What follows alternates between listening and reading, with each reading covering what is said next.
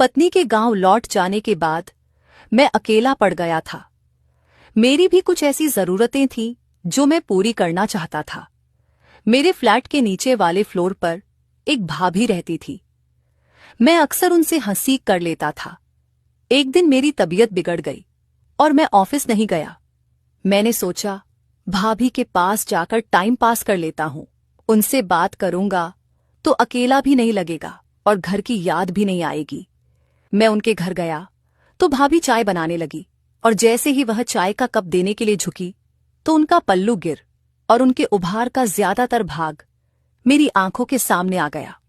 मैं बेकाबू हो गया और उनके दोनों संतरों को हेलो दोस्तों, आज की इस रोमांचक कहानी में आप सभी का स्वागत है। मेरा नाम विशाल है। मेरी उम्र 30 साल है और मैं एक शादीशुदा आदमी हूं। मेरे 2 बच्चे भी हैं और मैं उनसे बहुत प्यार करता हूं। मैं झारखंड के एक छोटे से गांव का रहने वाला हूं, लेकिन पिछले 10 साल से मैं बिहार में रहकर जॉब करता हूं। मैं एक बहुत ही शर्मीला किस्म का इंसान हूं, इसलिए मुझे लड़कियों से बात करने में भी शर्म आती है। शादी से पहले भी मैंने किसी लड़की से बात नहीं की थी। एक बार मेरे दोस्त की चचेरी बहन ने मुझसे बात करने की कोशिश भी की थी, तो मैंने ही उसे मना कर दिया था। मेरा मन तो बहुत करता था, लेकिन मैं किसी भी लड़की से कुछ बोल नहीं पाता था। हालांकि मैं आपको यह बता दूं कि मेरी दिलचस्पी शुरू से ही लड़कियों से ज्यादा भाभियों में रही थी। ये उस समय की बात है जब मैं बिहार में किराए के मकान में अपने पूरे परिवार के साथ रहता था। शुरू में हमारे घर की माली हालत काफी अच्छी थी, क्योंकि मैं अच्छे पैसे कमा लेता था। लेकिन फिर धीरे धीरे हमारे घर के हालात बिगड़ते गए। दरअसल हुआ यह था कि मेरी माँ की तबीयत बहुत ज्यादा खराब हो गई थी। मेरी माँ गांव में ही रहती थी। जब उनकी तबीयत ज्यादा खराब हुई तो मुझे अपने पूरे परिवार के साथ गांव वापस लौटना पड़ा। हम थोड़े दिन गांव में ही रहे और माँ की सेवा की। जब माँ की तबीयत में सुधार आने लगा तो मैं अपने पूरे परिवार को छोड़कर वापस बिहार आ गया। लेकिन इस बार मैं अकेले ही आया था। मैं अपनी पत्नी और अपने बच्चों को साथ नहीं लाया था। पत्नी के साथ ना होने की वजह से मेरी कुछ जरूरतें अधूरी सी रहती थीं। अब मैं सोचता था कि काश मुझे कोई ऐसा मिल जाए जो मेरी जरूरतें पूरी कर सके, पर मैं इतना शर्मीला था कि किसी से बात करने में भी मुझे बहुत शर्म आती थी। मैं आपको अपनी एक खासियत और बता दूं कि मेरे परिवार की हर एक भाभी से मेरी बहुत अच्छी बनती है। मैं जिस फ्लैट में रहता था उसी फ्लोर के नीचे एक भाई साहब अपने परिवार के साथ रहते थे। उनके परिवार में उनकी पत्नी और 2 बेटियां थीं। मेरी उन लोगों से कभी कभी हाय हेलो हो जाती थी। जब मुझे वहां रहते रहते 6 महीने से ज्यादा हो गए तो उन लोगों के साथ मेरे घरेलू संबंध हो गए थे। हम कभी कभी साथ मिलकर लंच और डिनर किया करते थे और कभी कभी साथ में घूमने भी जाया करते थे। भाई साहब मुझ पर बहुत भरोसा करने लगे थे और वैसे भी मैं एक भरोसे वाला इंसान हूं। मैं किसी को धोखा नहीं देता हूं। भाभी मुझसे बहुत अच्छे से बात किया करती थी और मैं भी उनसे हंसी मजाक कर लिया करता था। जब भाई साहब घर पर नहीं होते थे और भाभी को हॉस्पिटल या बाजार जाना होता था तो वह मेरे साथ ही जाती थी। इस बीच हम आपस में बहुत सारी बातें किया करते थे और मुझे भाभी का स्वभाव बहुत पसंद आने लगा था। भाभी जब भी अपने घर पर कुछ स्पेशल खाना बनाती थी तो वह मेरे लिए भी भिजवाती थी।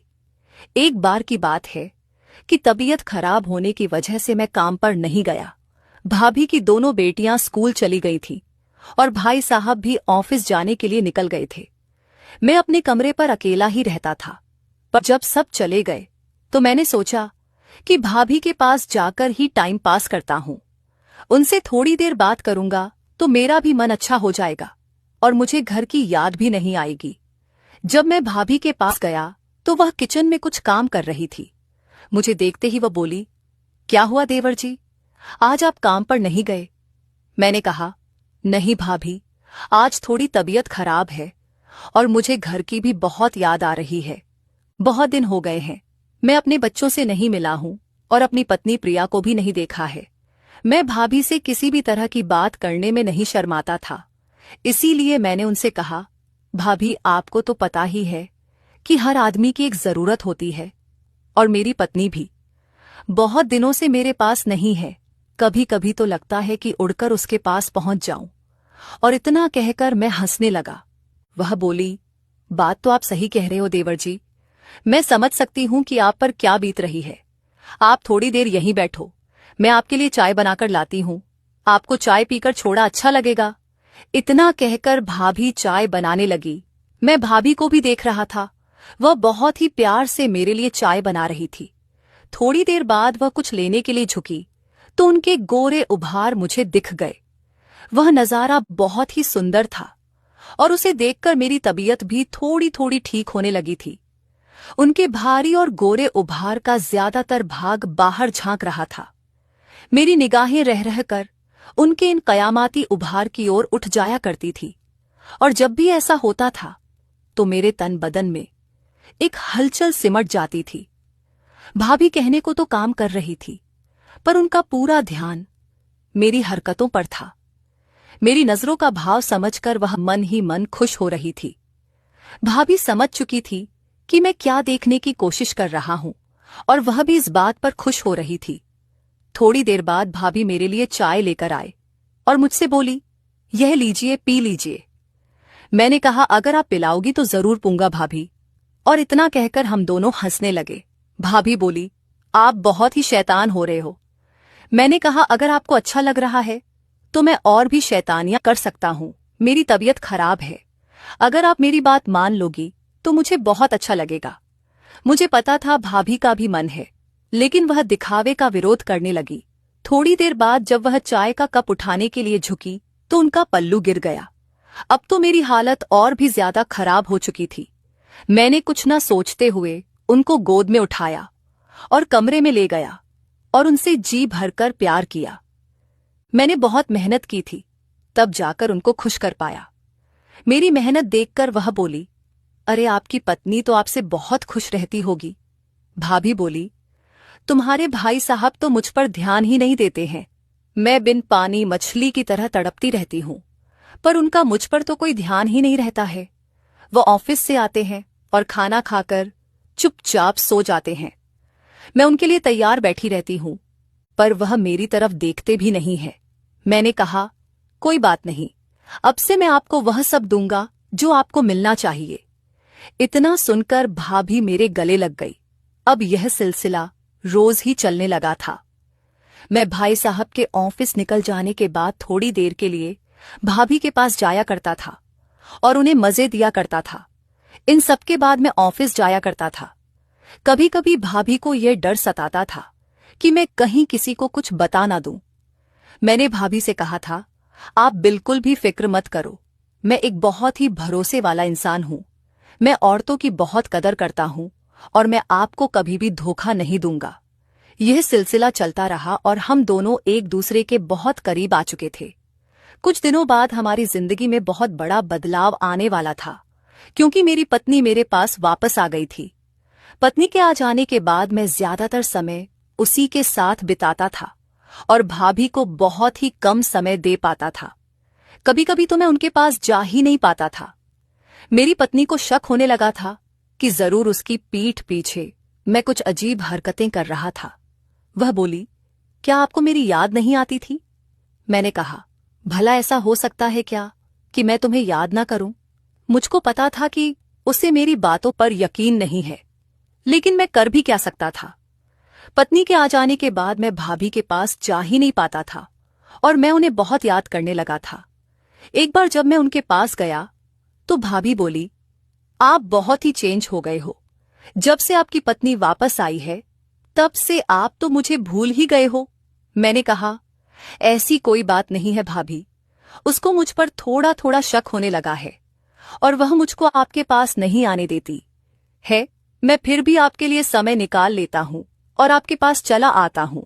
थोड़ी देर बातें करने के बाद हम दोनों आपस में समा गए और फिर मैं ऑफिस चला गया। कुछ दिनों बाद मेरी पत्नी को मेरी शर्ट पर लिपस्टिक के निशान मिले। अब तो उसका शक यकीन में बदल चुका था। जो बोली, मुझे पहले से ही पता था कि तुम्हारा उस चुड़ैल के साथ चक्कर चल रहा है। मैं अभी जाकर सब कुछ भाई साहब को बता दूंगी और तुम दोनों का पर्दाफाश कर दूंगी। मैंने कहा, प्लीज तुम ऐसा कुछ भी मत करो, मैं आप कभी भी उनसे बात नहीं करूंगा। वह इतना गुस्से में थी कि रोने लगी और बोली, मैं गांव में आपकी माताजी की सेवा करने में लगी हुई थी, आपके बच्चों को पालने में लगी हुई थी, और आप इधर मुझे धोखा दे रहे थे। क्या आपको शर्म नहीं आती? क्या यह जरूरतें हैं आपके लिए? इतनी ज्यादा जरूरी है कि आप अपनी पत्नी को धोखा दे दोगे? अरे, अगर मैं इतने दिनों तक आपके बिना रह सकती हूं तो आप क्यों नहीं रह पा रहे थे? आपने मेरे बारे में एक बार भी नहीं सोचा, अपने बच्चों के बारे में एक बार भी नहीं सोचा। अगर फिर भी आपको उस औरत से इतना ही प्यार है तो आप मुझसे कह दीजिए, मैं अभी के अभी यह घर छोड़कर चली जाऊंगी और आपकी जिंदगी में कभी भी वापस नहीं आऊंगी। औरत सब कुछ बर्दाश्त कर सकती है, पर अपने पति का बंटवारा बर्दाश्त नहीं कर सकती, और मैं भी बर्दाश्त नहीं करूंगी। अगर आपको मेरे साथ रहना है तो मेरा ही बनकर रहना होगा, नहीं तो आप मुझसे कह दीजिए, मैं गांव चली जाऊंगी और वहीं रहकर माताजी की सेवा करूंगी। मैं समझ चुका था कि मैंने अपनी कुछ पलों की जरूरतों के लिए अपनी पत्नी का दिल दुखाया है। मैंने उससे माफी मांगी और बोला, आगे से कभी भी ऐसा नहीं होगा। तुम कहीं भी मत जाओ और मेरे साथ रहो। तुम मेरे लिए सब कुछ हो, हमारे बच्चे मेरे लिए सब कुछ हैं। मैं तुम लोगों के बिना जिंदगी नहीं जी पाऊंगा। इसके बाद से मैं कभी भी भाभी के पास नहीं गया। मैंने उनको भी सारी बात बताई और उनसे भी माफी मांगी। कमेंट करके जरूर बताइएगा कि आपको यह कहानी कैसी लगी। अगर आपको यह कहानी पसंद आई हो तो इसे लाइक करें और अपने दोस्तों के साथ भी शेयर करें। आगे भी ऐसी रोमांचक कहानियों के लिए हमारे चैनल को सब्सक्राइब करें और बेल आइकन दबाना ना भूलें।